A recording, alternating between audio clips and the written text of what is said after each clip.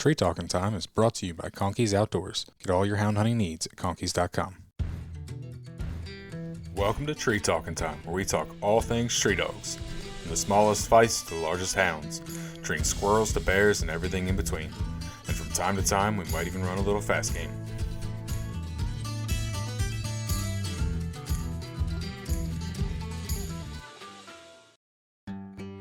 Need reliable housing for your animals?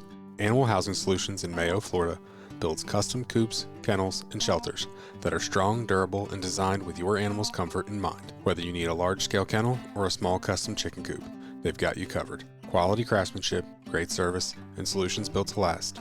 That's the Animal Housing Solution promise. Check them out at Animal Housing Solutions on Facebook. Animal Housing Solutions, where your animals come first. Your dogs deserve the very best, and that's exactly what Elite Nutrition Canine Products delivers.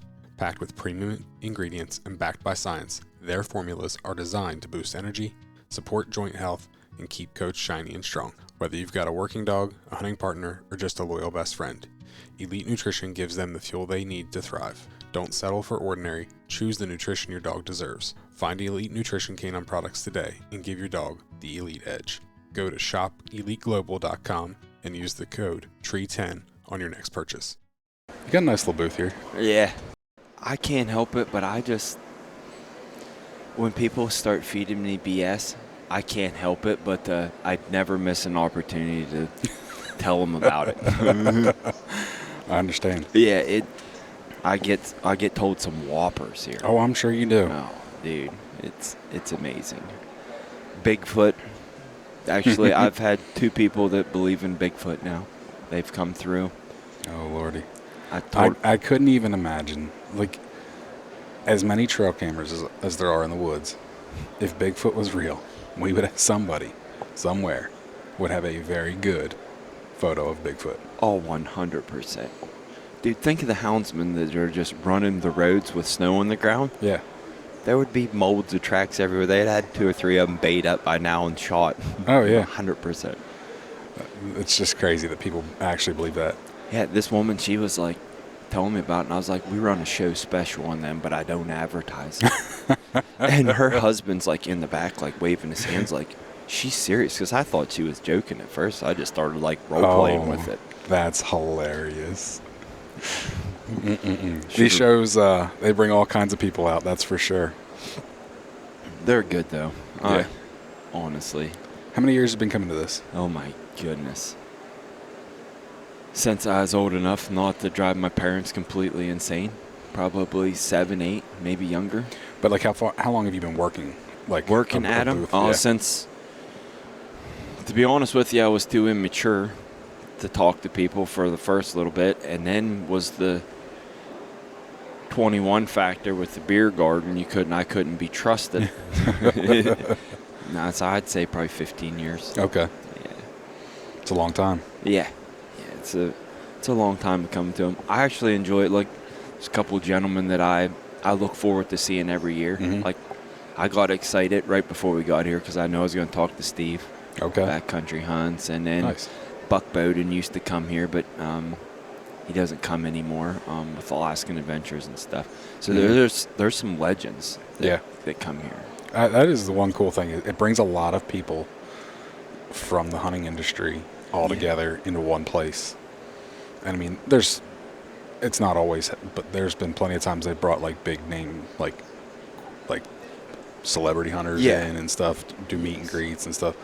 But just like you said, even in this outfitter hall, there's a lot of guys in here that are well known. These guys are the legends. If you've been an outfitter for 50 plus years and you've taken hundreds of people a year hunting successfully, and you've stayed in business with all the things that could go wrong, that's saying something. Oh, for sure. I am in all of you guys that are outfitters and what you guys do. I know I personally could not do your job. So dealing with people, like not the hunting aspect, the people aspect, I couldn't. I would struggle with it. I truly think there's a shelf life to it. Mm-hmm. I cannot see me doing it for much more than about 15 more years. Okay. Just being dead honest. You have to I have to pace myself out majorly, like, just because I don't want to burn myself out on it. So I try to, like, involve my life in other things. I shut hunting. It never shuts off because it's my job. Yeah. But, like, I don't talk to people. It's not like all my social media is not hunting and things. It would dirt bikes and things like that. Yeah. That's weird for someone that doesn't do it for a living. You know what I mean? Looking at it, this is their release. Yeah. This is what they live for, and then they're like, wait a minute, why aren't you like that? And it's like, because it's your job. It's a little different. Yeah. I think once you lose the love for the animals, like the actual total respect, because they're what makes this go completely round. Yeah. And once you lose that ethics, all that, and the almighty dollar becomes, this is just another business, it's done. Yeah. And you lose that extra little edge to sell hunts, to make guys happy. And I don't think I'll be able to do it entirely with my full heart for much more than 15 years. Yeah. I hope my son takes it over, one of my kids, and Yeah. I still want to be a part of it. Yeah. But There's a difference being a part of it and it being your full time every day. Yeah, you can only pour your heart and soul into it for so much. Yeah. Does your son seem like he wants to take it over? Right now, that's the laziest kid that I own here. How old's your son? 14. Okay. I figured he was somewhere in there, early teens. Yeah, we had that 14. We've had 2 daughters that went through that, and it seems like that's they're little turds. Okay. Yeah. I haven't got there yet. Yeah, he switches. Now he's going to be a professional skier, so all he wants to do is ski, and you can't get him to do anything else. It's whatever season it is. Okay. Yeah, they're fun to have. They help us out a lot with our outfit. I'm very blessed in that aspect. He did a lot of pack. He does all the packing for us, and because he's been in the woods so much, he kind of knows a lot of it. So he's much older in his years in the woods than a 14-year-old. Yeah. There's a lot of 14-year-olds that wouldn't know like a fraction of what he knows. He's grown up and done it. Yeah, I would have no problem being 7 miles in and drop him a pin if we have service. He'll come find me. Middle of I wouldn't even be worried one bit. Wow. Not. That's saying something. Yeah. You know. Yeah, he's been packing and going with these guides and growing up with the guides. They're all the time harassing him, picking on him. So he's trying to prove himself constantly. So that part is a little scary. Like for instance, we were looking for a wounded bull that was shot the night before, and I had to put a dog GPS on him because you never know where he might end up, separate where you're from, trying to be a big shot and find this wounded bull and go farther than anybody else looking for it. You know? At least if you've got the dog GPS, he's got something. I pull that on him all the time. They go duck hunting, anything they do, I try to keep that kind of stuff or a radio. Yeah. That way they can be in contact with us. It is a worst case scenario. I got to come find you. At least I've got something on you. You know, especially where you live. It's big wilderness. It's not, I've had to go look for him quite a few times, and you only get madder as the minutes go by. I can understand. But before we get too much further into this, Josh, why don't you introduce yourself? I'm Josh Merschat. My wife and I own Waypoint Outfitters in northwest Montana and a town of Trout Creek. Yeah, I had you on a couple years ago, and I thought the episode we did was absolutely fantastic. And then we actually recorded one last year, but there was some gray area in a story you told, and you wanted to clarify. You wanted to make sure we were good. So at some point, we were definitely going to get into that because that's one of the big reasons I wanted to have you, because that was a pretty cool story. So yeah, but it seems like you had a pretty good cat season this year. We did. We worked very hard for all the cats that we got and all the opportunities of running. It was a grind. The Northwest is known for having snow, and that's one of the perks of hunting that country is we can run quite a few lions just because of the amount of snow and finding fresh tracks. But that was not the case this year. Yeah. We had, they call it an atmospheric river or something. Okay. Come by our area, and it was dropping 2 inches of rain a day. Jeez. I had a Tacoma with water coming in the doors, trying to. Jeez. Not what you're used to. No, and you can't just sit at the lodge. So I had the clients that I had, they were houndsmen themselves. They were coyote hunters, and they'd been on some hunts and stuff. So you can't give them the old dog and pony show. You know what I mean? And not that we do anyways, but you have to go a little extra hard. I mean, especially when you got some serious hound guys. And my dad had hunted with them in the past at another place in Maine. Okay. So we really were hunting hard for them. I was deploying out with dogs and just on walk hunts. Just walking ridges where I'd cut lion tracks in the past. Which that's not your typical MO for lion hunting in December. I loved it. Dude, every day. And even the hardest part was we didn't have electricity for 5 days and keeping stuff charged up. Okay. Keeping boots dry. I mean, I was going through every piece of hunting gear that I had, trying to keep dry clothing. But it was actually nice. Coming off of an elk and deer hunting where you're stuck at a certain pace or at the mercy of a deer, I could just put 3 hounds down and we could walk through the woods. I had rain gear on. I loved every minute of it. It was, I fell back in love with hunting after guiding for so many months consecutively. It felt like I was just with my dogs again, just enjoying the woods. That's awesome. Yeah, I know the other day I had a guy from Alberta that got a puppy from me, and he was like, he texted me a picture and he's like, this is the worst cat season we've ever had. He goes, it's 75 degrees. And meanwhile, you know, this is, I don't know, beginning of the show, so it was like 20 degrees here with a wind chill of like -2, which is very cold for this area. And I'm like, this is your weather. Not saying 75 is our weather, but I'm like, what in the world? Yeah, these gentlemen, they were from Ohio, and we were getting the same thing. You know, it snowed another inch at my house. I'd be like, you're kidding me. I told them they were Amish fellers. And I told them that somewhere down the line, someone prayed to experience a dry ground lion hunt, and they just didn't know they were getting it in northwest Montana. Yeah, that's funny. But you got to take the good with the bad and roll with the punches, and you get too wound up on trying to succeed in harvesting an animal as guiding and outfitting all the time instead of just stopping, and everybody got to enjoy the thrill of the chase because there was lots of chasing going on. Most of us chasing our tail, trying to even keep roads cleaned up and stuff. We had 70-mile-an-hour winds. So if you even wanted to look for tracks when we did get a little bit of snow or something like that, or even getting back into an area to hunt, we had to cut our way out with chainsaws our way in. A lot of roads. Man, that's tough. Yep. Definitely not the weather you guys are used to. No, that's, like I said, it's good. It's good for you to have some diversity in your life every once in a while. So how's your pack of hounds looking? To be honest with you, I'm fortunate as can be. What everybody always wants to say how great their hounds are. I'm blessed. I have a pack of young dogs right now that are catching most of the lines that I put them on. Nice. Settling in, cold trailing good. In our area, it takes a pretty good tree dog. It's almost all timber, so they got to locate out. If not, the chases can just continue and continue and continue.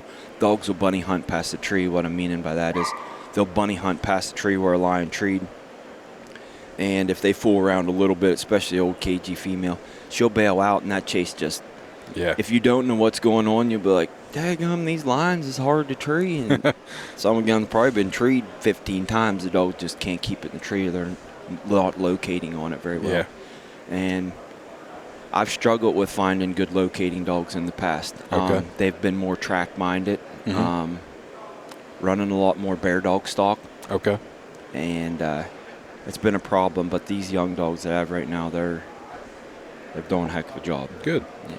Did you get them from somewhere out there, or they come back from dad in West Virginia, or buddies? We just started putting different traits together. For one, creating tougher feet just because of running in that ice and snow, and then settling and put a little more cold trail in them, and we put a really good tree dog in them. And to be honest with you, some of the pups out of it didn't turn out that way. I got a male out of it that he's locking trees down, and it's helping the rest of my pack out also. You mean they feed off each other. I mean, iron sharpens iron. Yep. So did you raise most of the stuff you got? Okay. I'm sorry. Yeah, I raise all my stuff. I don't buy any dogs. It's not that I wouldn't. To be dead truthful with you, every time I don't raise a puppy myself, I don't know if it's my actions, the puppies just seem, when you raise them with you, they understand you, and it's easier than them trying to learn different people throughout that. I get a better end result, I should say. And all the dogs, they're just grade dogs, traded back and forth from guys that I know from hunting West Virginia, Maine, just all over the place. Yeah. Gotcha. If you if I came in and I looked across your pack and I'm like just looking at them, what do they mostly look like? Crayons in a coloring box. I like that. I've got white. Most of them are, if you boil it down, it's a lot of English and plot crosses. Okay. That's what they'll boil down to. And I've got a couple red ones. I got a white one with black spots that has brindle in the black spots. Nice. Just crazy looking colors. Good deal. I like crazy looking colors. I do too. I'm going to show you a picture of a litter of puppies I raised this summer, and heck, they're pretty crazy looking themselves. So. I love red dogs. Okay. I'm not a fan of a red bone at all, but man, if you can get something through, I don't know. They. If you start asking the houndsman, there's a lot of. It seems like that color is. I don't know. If you can get it, once you cross it in, it seems like there's a lot of guys that have red for a long time. Yeah, I don't know if it's when you get one of them pups, you're like, that's kind of rare to have a full red one. So you maybe pay attention to that pup more, take it more. There's lots of human tendencies that we do when we train these dogs. Oh, for sure. And we don't even know that it's happening. Yep.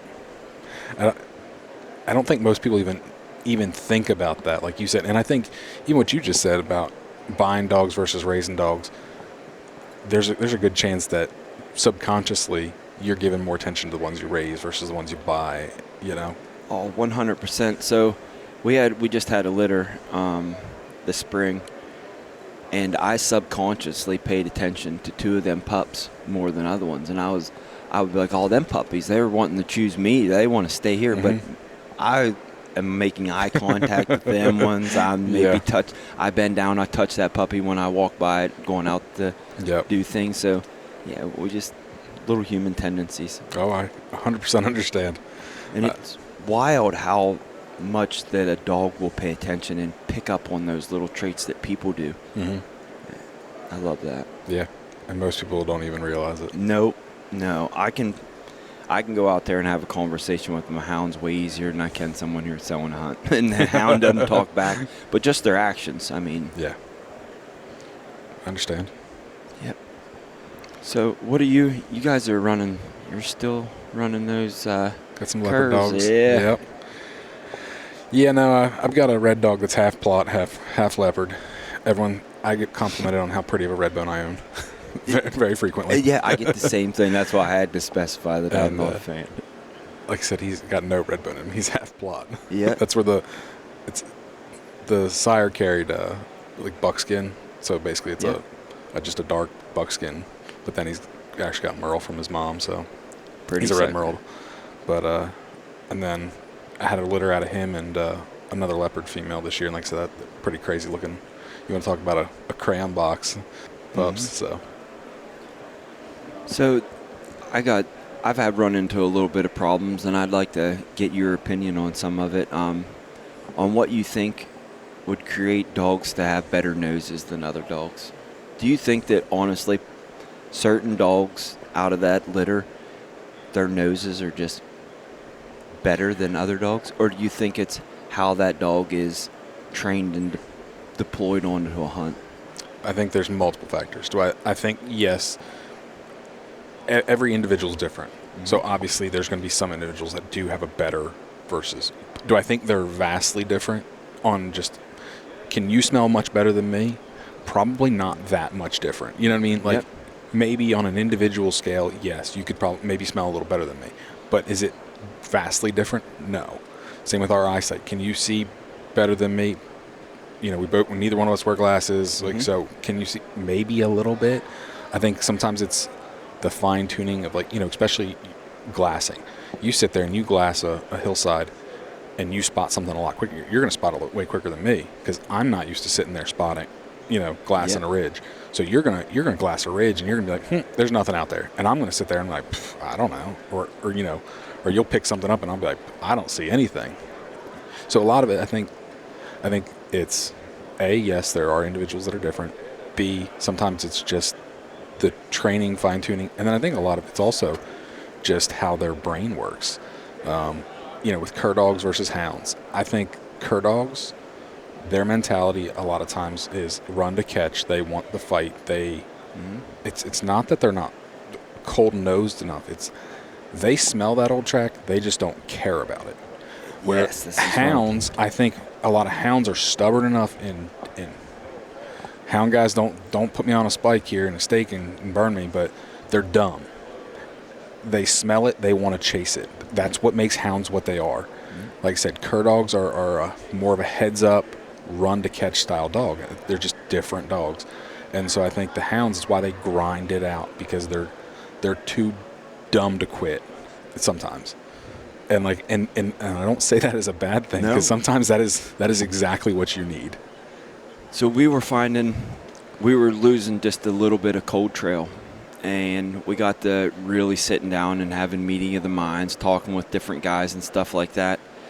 And most that we could come up with is it was because of how we were hunting those young dogs. You're always wanting to get them in on a chase. You're not wanting to put them in a situation where they can do bad, so you're not throwing them in on a lot of cold tracks. Yeah. You're dumping them out on a hot track. Yep. Or you're spiking them in. Yep. And then that son of a gun, the first thing it does is jumps out of the box and runs down the road with its ears perked up, listening for other dogs barking, instead of looking for a track on the ground and really hunting it out and using its brain. And that was I was trying to get you to. Yeah. And I've had a puppy here. I haven't spiked her in on any, and I haven't really let her. I'm not much into taking puppies into trees. Okay. After a couple of them, but all it is a ton of excitement, and then all of a sudden a gun, and they get to chew on stuff, and it builds all this eye excitement instead of drawing that excitement through their nose, I feel. Yeah. No, I think that's a very good observation. I think you're 100% right. Like, yeah, if all you do is show a dog hot tracks, yep, and it gets the exciting, and they don't have to work, then yeah, they get lazy. Yep. And I took one of these young dogs that was supposedly cranking out, one of my buddies, and I took that dog by itself, and we had a smoking hot track on the ground, and that dog didn't even act like anything was going on. It didn't even want to hunt because there wasn't other dogs in the box getting everything riled up. And these are bear dog stuff. Yeah. So, and my family comes from all bear hunting, and I do lion hunting in the West, and it's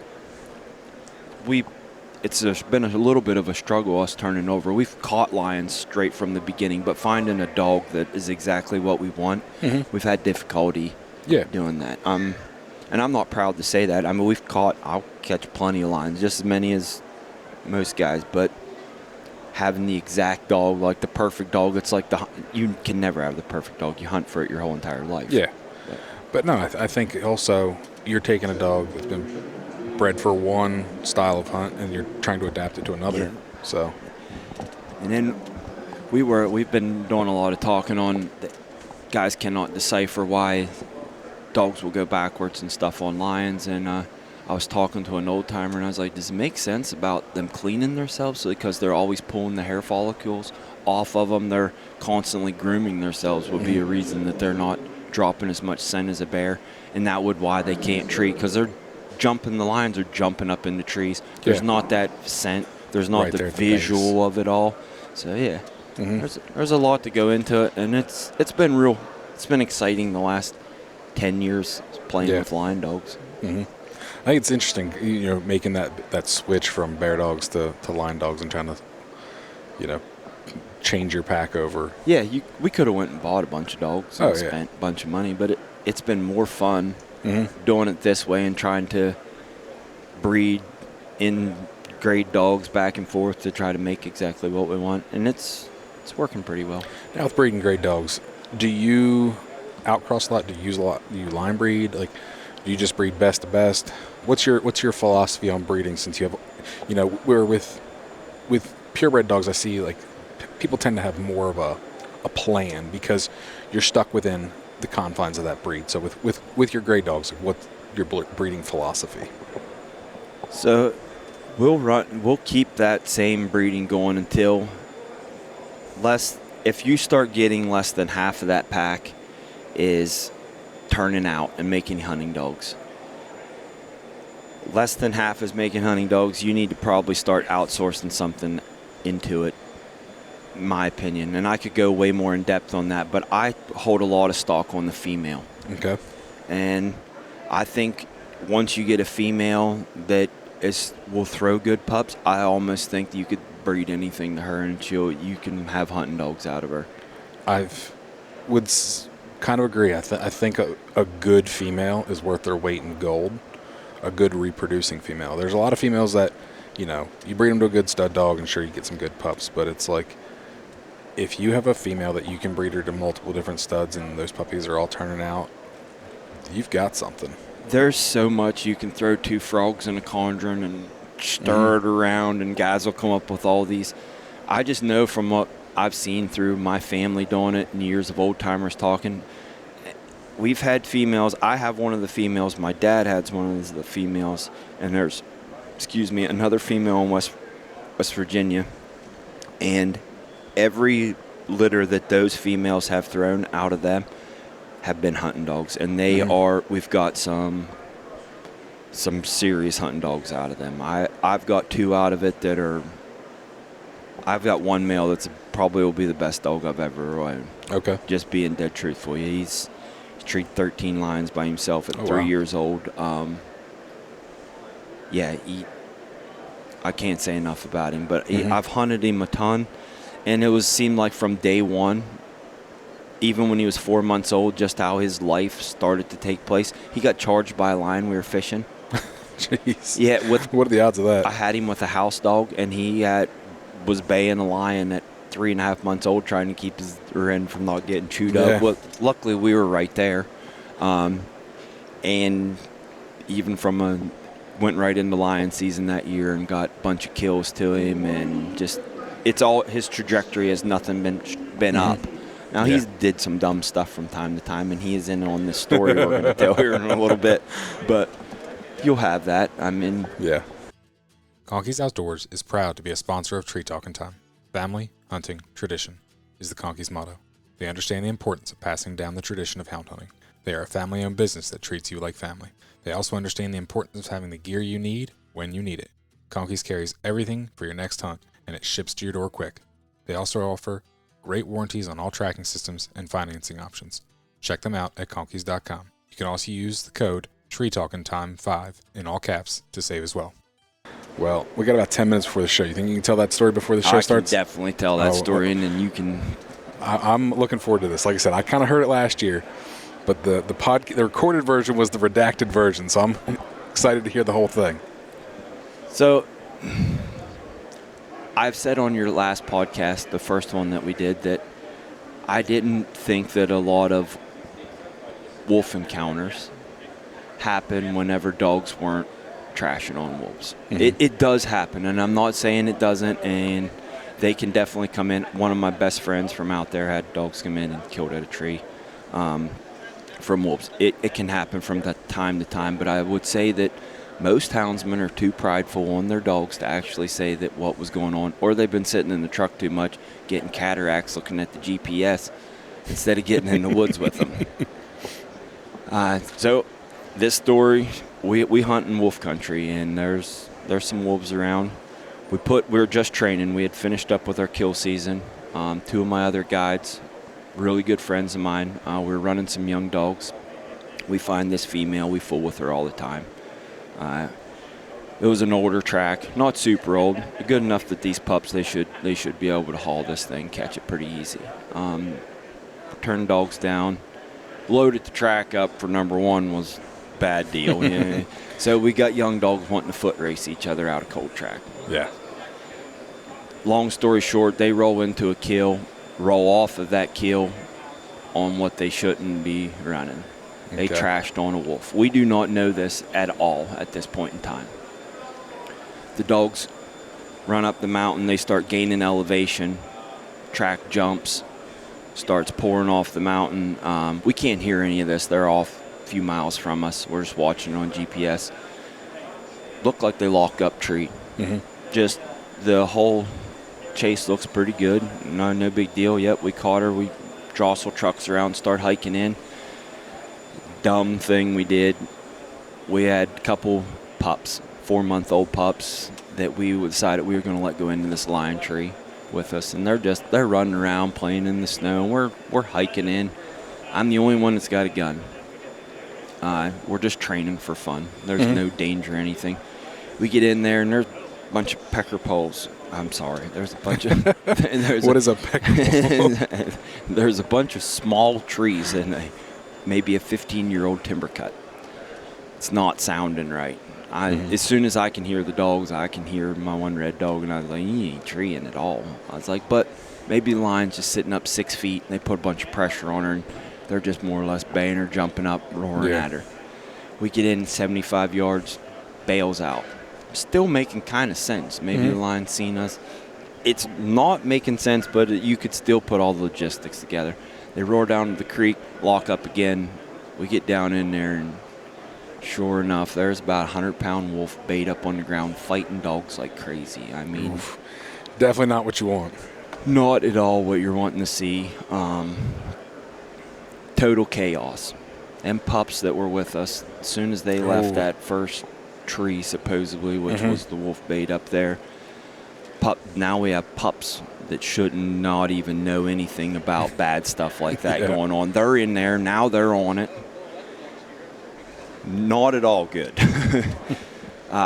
We start trying to break this fight up, and we're trying to pull dogs off of it, and it's not working real good. We're getting dogs pulled off, and I'm thrashing dogs. I'm pulling them off, and it's just getting very intensified. And it gets a couple of the dogs down, the wolf does, and this thing's big. I mean, it's acting. I've been on hundreds of bait up bears, and this thing is not acting anything like that. Coyote guys could probably, if we had a coyote guy, they would probably sit here and we could talk, and they'd be like, yep, that's how they act. Well, it pals this pup, and I mean, it's chewing it up bad. And my buddy's like, we gotta have to kill that wolf. I'm like, dude, we shoot that wolf. Now that all the dogs, you're gonna entice this. You're gonna excite this. So you're gonna make this so much worse. So everybody out there listening to this, and they're like, oh, they just want to shoot a wolf, dude. That's the last thing you're wanting to do with a pack of hounds that are not supposed to run anything like this. If you're trying to make wolf dogs, sure, but, but when you're wanting to make lion dogs, So, I grab my gun. I have a 10 millimeter Glock. There's hounds baying it. You can't just shoot in. So I go in and I stick the gun down towards its back, and I got a little close, not wanting to with the fight moving around, and it touched the hair on the top of its back. And that son of a gun turned around like a daggum rattlesnake and snatched that gun out of my hand. Now everybody wants to be John Wayne, and I just pulled the trigger and blowed his head off. Yeah, you think all that until you have a 100-pound wolf attached to the gun that's in your hand. Yeah. It snatched that thing right out of my hand like it wasn't even there. Felt like it took a second and a half for it to pull it out, but this wolf literally has a Glock in its mouth, and it's wheeling and charging dogs and charging us and acted stupid, drops the gun. Now my nerves shrink up quite a bit when it's time to go back in and grab a hold of this firearm. Yeah, I'm gonna run back in there. I'd get a hold of that gun and shoot that thing. Yeah, well, go ahead. Exactly. Finally, I'm like, I get in there, I get a hold of it, and the rolling fight comes over top of me. I stumble and fall down. The wolf and dogs are fighting at my feet. My one guy, good friend, Logan, kicks it, stomps its head down. I look over, and it's got a Kennetrek boot in its mouth. I do this like samurai roll out of there, come back up with the gun, and I stick it down on it, and the gun won't go off. I work the slide on the gun, and the slide will not work on the gun. And in heat of the action, I'm like trying to work the slide and work towards everything bayed up, and the gun is broke. I look at the gun, finally make eye contact with it, and the front of the slide is pulled up off of the polymer or whatever, that plastic. It's jacked clear up, and it's jammed in there and won't let it go back. Yeah. So I flipped the gun in a clear spot. I mean, just when I say flip, I just like threw it so it's not in my hands and it's not in the middle of this fight. I tell Cole, which he's very good with fire, I was like, get the gun working. And he's trying to get the gun working. He's like, gun's broke. After seconds go by, Cole takes off. He's running back for the truck, grab a gun, which is 400 or 500 yards away. Oof. That's pretty far when in the middle of all this fight. Meanwhile, Logan and we've got dogs. We've been tying dogs up from the beginning, and this is going on for 200 yards down through the woods. And we've got dogs tied up here and there and everywhere. And finally, after, I'd say, 10, 15 minutes of this chaos and 200-300 yards of fighting, we get everything finally situated, and the last few dogs pulled off of it. And the wolf goes over there and sits down and stares at us like, are we done with this, or are we going to continue? I was like, That's I'm crazy. going to club this son of a gun. Jeez. So we did some dog correcting. I'm sure you did. Like any good houndsman would have. I separated the pups out so that they didn't get to see what was happening, and then I did some dog training. And then we went back up, and I walked all them dogs back over that wolf track. Me and my buddies it went back up on the bank, and we didn't have anything try to start a wolf. Took those same dogs right back down, and now it's getting very late in the day, and we're pissed off, to be truthful with you, because we had a great season. Them do something dumb like that. We've been bragging on them, great. We get back down, we turn loose on the exact same track, and they went down and they found that carcass, and they peeled out of there. And when they went the other direction, and we caught that female later that night. But yeah, At least you ended it on a good note. You have to, especially young dogs. If you don't end it on a good note right there, I mean, even though we did some correcting, Most people would have went home pissed off that day. I wanted to go home. I was mad. I was soaking wet, but I wanted to put them dogs straight that way.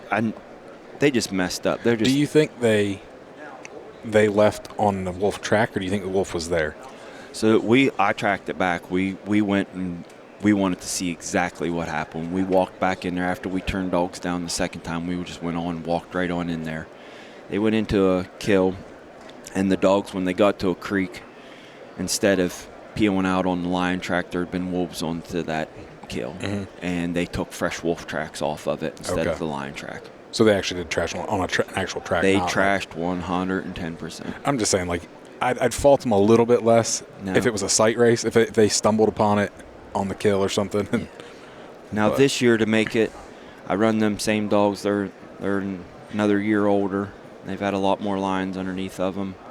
I had wolves come into them this year, the first day, first run of the year. I had 4 wolves come off of a road and come down in with them running, and I had to put 2 guys in the woods with them. And the dogs cold trailed 7 miles before we got the track jumped up, and I had to keep guys as close as possible. I had to even go in above the ridge. Never had not one problem with the dogs. Actually, the wolves got in front of the dogs and were all over the place in that chase. Never once howled, never did anything. Just kind of went and inspected us and then kind of peeled out. My hat's off to the Predator guys. They've been getting after it, and at first I was kind of skeptical. I was like, daggum, they're playing hounds baying and wanting wolves to come in. But to be dead honest with you, them wolves are smart enough that now they've correlated dogs barking with bad trouble. Yeah. Dudes are burning them up with long guns, playing that on Fox Pros and stuff like that. And we don't have any problem. Our wolf situation is next to nothing it has been. I think a big thing, and you see it with, like, even lions, like, when you hunt a population of animals, they have a healthy respect and fear of people. Like, and that's the problem that, the problem with the grizzlies is we don't hunt them. The problem with the mountain lions in California, Oregon, Washington is we don't hunt them. The problem with the wolves over in the Midwest, over in, like, Michigan, Wisconsin, well, they kind of don't hunt them. The one year they did, and they killed them very quickly. Yes. They reached their quota with very bear quickly. dogs. Yeah. And but like I said, when you actually hunt a population, like, you don't hear a lot of guys in Idaho that have a ton of wolf problems, because Idaho, they get hunted pretty hard. So I think it's a matter of if you actually hunt the population and they have a healthy respect, where when you don't, they're not dumb. They're predators. They know if there's no consequences, a dog is a lot easier than, trying to take down an elk. Yep. I completely agree, 100%. And we've had a lot of controversy as of late with our lion quotas. There's a lot of stuff out there that outfitters are abusing the lion quota to kill off all the lions. That's a hard thing, especially like I'm sure there's a lot of outfitters that are more deer and elk deer and elk outfitters, and they kill lions to put less pressure on deer and elk. We're 100% more of a deer and elk. But you're also a houndsman. I am. I'm saying the outfitters that, they might take lion, shoot some lions and take lion clients, but that's not where their business is. They're not lion, they're not houndsmen. Yeah, I see where I'm tracking you. And I think that's kind of where they don't care the longevity of a lion population like you do. Mm-hmm. So our biologist, and I can't speak for all biologists, but our biologist is hands on the ground. I cannot say enough. That guy is an amazing man, and he has did not just him alone, his whole team and that whole crew that's working Region 1 and Unit 121 have did an outstanding job with our big game species. It's awesome. The last 6 years has been a major increase in everything. We started the lion quota, I think, 5 years ago. And it has helped. We're up to 19 lions we're taking in our area. There's about 120 lions, according to our biologist, in Unit 121. It's 1.5 million acres. Wow. Just shy of it. That is a lot of ground, and that's not a lot of lions for that much ground. No.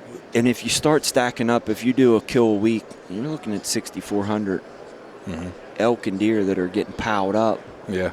That's a daggum pile of animals. Yes, it is. When you start thinking of that. So these biologists, they're a lot smarter than some knucklehead houndsman.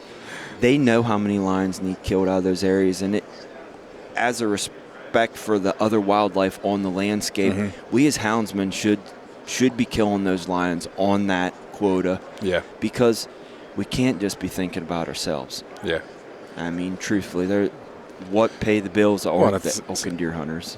Same point. If houndsmen aren't going to fulfill the quota, all it's going to do is push them to have other people come in and open up other opportunities. Like, I don't know. I don't know what's legal out there, what's not. But I'm saying, like, if predator calling's not, or having government hunters come in and they're eventually going to do other things to make sure the lion population gets brought down. Yeah, they just eat up all of our other species of animals. Like our sheep, they can have bad winters.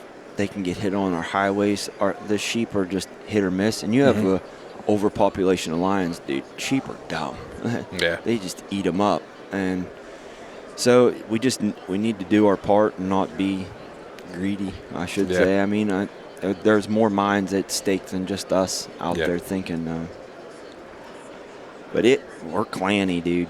Hounds. That's for sure. Clanny people. That's good, though. I mean, everybody's got to have a clan, a tribe, but we got to think other than just ourselves also. Absolutely. Well, on that note, since the show has started, we will end this one. Really appreciate you taking the time to talk to me, Josh. Thank you, Ben. Appreciate it. And congratulations on the full cry deal, dude. Thank you Honestly, very much. I want to personally thank you. You can find me on Facebook and Instagram at Tree Talkin' Media. And until next time, keep them talking in the timber.